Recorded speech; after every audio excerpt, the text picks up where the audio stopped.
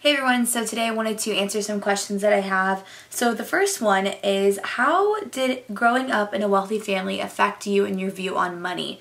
So this is pretty interesting. I have said this before, but yes, my parents definitely worked very hard when I was younger and they built a really nice life for my family. We definitely grew up very privileged and I always have been honest about that, but I've also been honest about the fact that growing up in that environment and that lifestyle, especially in the area that I grew up where there were a lot of really wealthy people, like insanely wealthy people, there were two things that I took away from that. One was that money does not buy true happiness. You can have everything in the world and eventually you will realize that you still are not happy, and that, you know, having things and buying incredible things and spending all this money on material items is not going to fix any unhappiness that you truly deep down have.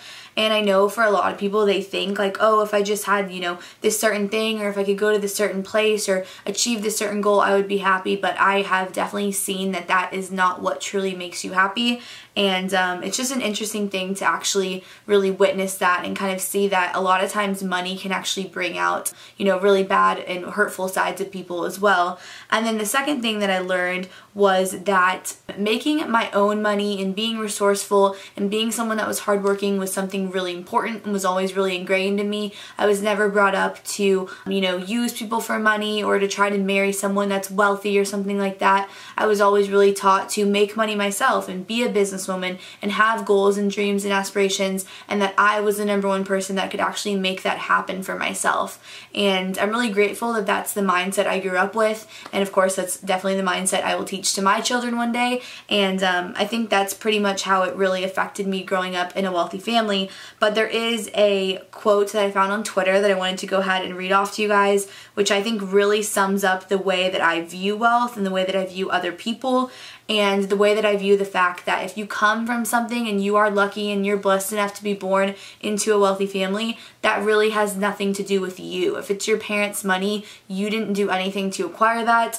And I never think it's good to like have people feel like they're more special or more important or something because their parents did something. I think it comes down to the end of the day, what you do with your life, what you do in your 24 hours every single day, and kind of the effort and the strides that you actually make really reflect who you are as a person way more than your parents or what they did. And so I had this tweet that I wanted to read off, and it says, "The boy who bought his own Toyota is more successful than the boy who's flexing with his dad's Rover." There, I said it. So obviously that's talking about someone driving his dad's Range Rover, or a Range Rover that was bought for him, versus a guy that had to spend his hard-earned money and work really hard to buy a Toyota, which obviously is a less expensive car. And I totally agree with that. I definitely have met guys before that think having money is like something that gets them girls or is really attractive.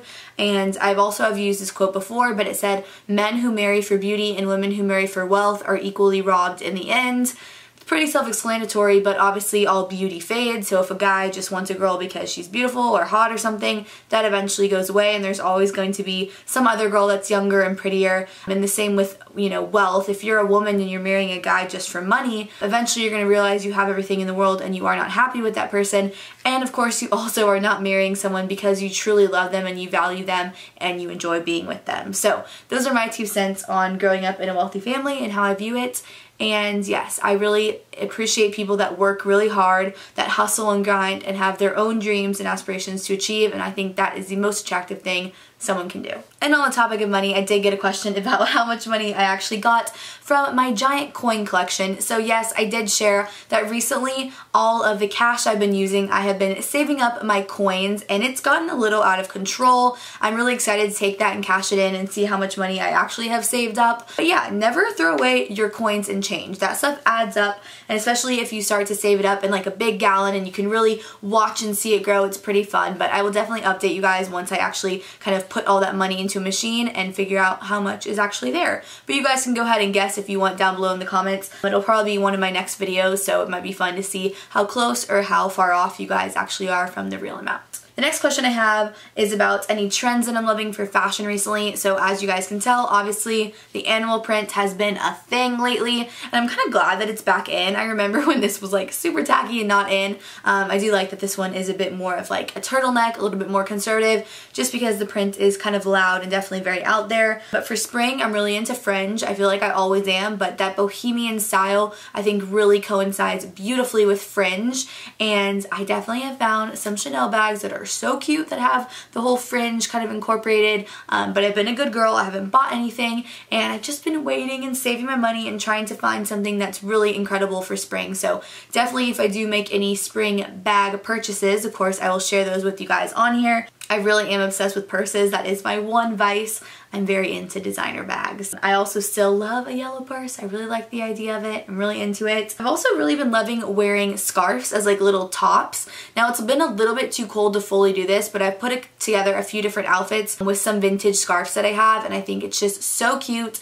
And again, that kind of keeps me on track for my fitness goals and my diet and everything, because I want to look really great in a pair of like little cutoff shorts and my little tube top made out of a vintage scarf. The next question I have is how to get over someone that you thought was the perfect person for you, feeling like you're never going to meet anyone else, and kind of having that hopeless feeling after going through a breakup or losing someone that you were once really connected to.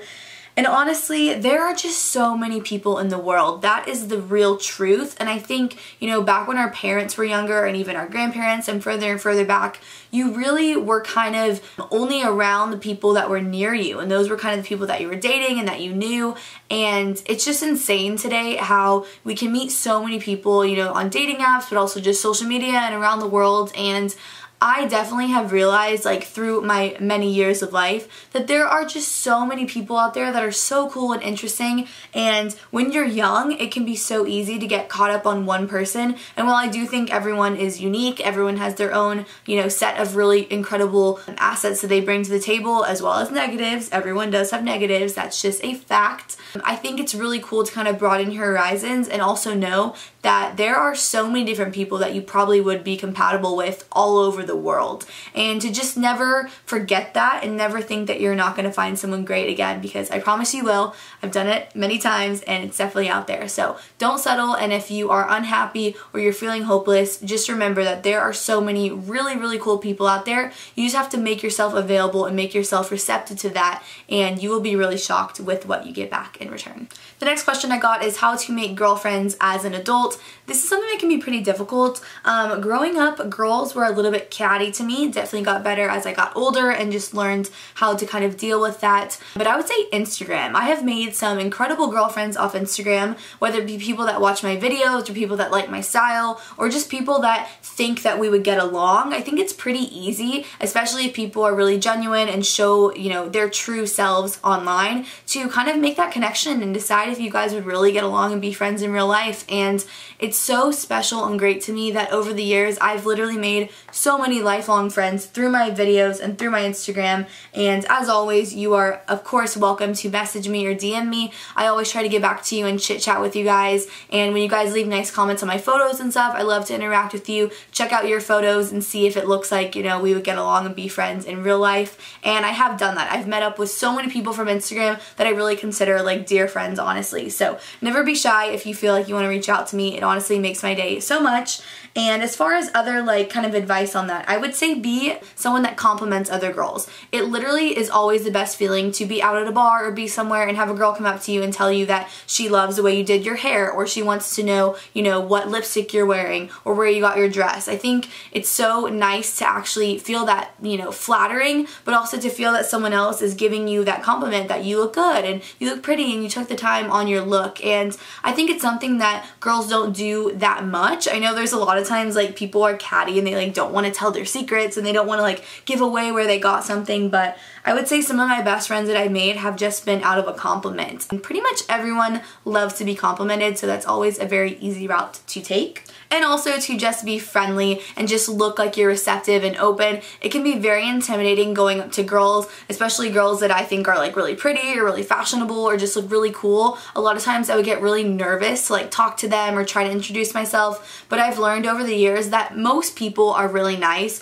and most people, once you kind of start talking to them and you open up that dialogue, you'll be really kind of pleasantly surprised that they're pretty cool underneath it all. Not to say that there aren't some catty, mean girls. There definitely are, but as we have gotten older, I hope that we will all grow out of that, because let's just be real, like, we are too old to still be catty and bitchy and stuff. And if you naturally have like a resting bitch face and you don't mean anything negative by it, just try to smile and look friendly, and I think that's a great way to meet more girlfriends as you get older. And the last question I have pertains to what YouTubers I like to watch. Now, I've been on YouTube for so many years, literally like almost 10 years, like it's crazy. And through the years, there have been people that have done it almost as long as me, which is really cool, and I've made some friendships throughout those years, and I feel like I like the same people that I've liked forever, just because I really enjoy their vibe. I think they're very genuine. They've never steered me wrong. They've never seemed like they were in it for the money or the fame or the wrong reasons, and they've always really stayed true to who they were, and these are girls that I literally feel like I would be friends with in real life, and you know, I actually have met some of them, and I just think they are just as cool as they actually are in their videos, and that's really what I look for when I'm trying to watch videos. Being someone that makes videos and also is a viewer, I've met some YouTubers that are nothing like the way they portray themselves in their videos, and it's very disappointing, and it's really kind of disheartening to kind of make that connection. But the next ones I'm going to actually mention are ones I think are incredible, and I'll link them all below if you want to check them out. So first is Hello Katie. So I have definitely met her in New York before. We went out together, it was so fun, and now she actually lives in New York City. She really documents her life. She works for L'Oreal, so she's like an incredible girl boss, like living her dreams, and she's so down to earth. She talks a lot about relationships and all that kind of stuff, similar to the way that I do, but she gives her own feedback and her own opinions, and she's a really like strong woman, and I think that's just something that I admire so much about her. She knows that I love her, of course, and I think if you are ever wanting like more relationship advice and that kind of stuff, definitely go ahead and check out her videos below. You will not be disappointed in them. I also really love Allie and Toni Sevdalis. I think they are both just so real. Allie has been doing videos for literally like as long as I have, and Toni is her sister who also started YouTube as well, and she's making some incredible fashion videos. I love hers, and I really love Allie's vlogs. She's just so real and natural, and I just really connect with her on so many things. So many things she says, I'm like, oh my gosh, like you're exactly like me, and it's really comforting to find that and to have that like connection through the videos, and to feel like there are people out there that are so genuine and doing YouTube for the right reasons, to share things and to help people, and I just really admire both of them for sticking to that and really never changing into anything negative.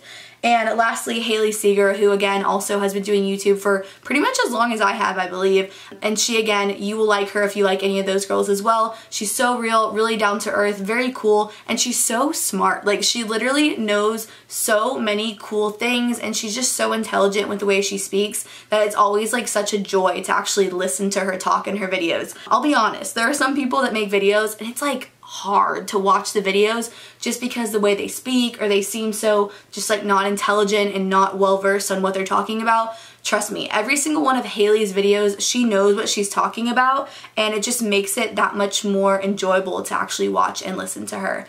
And the last one that I have been watching a lot has been 23andOne.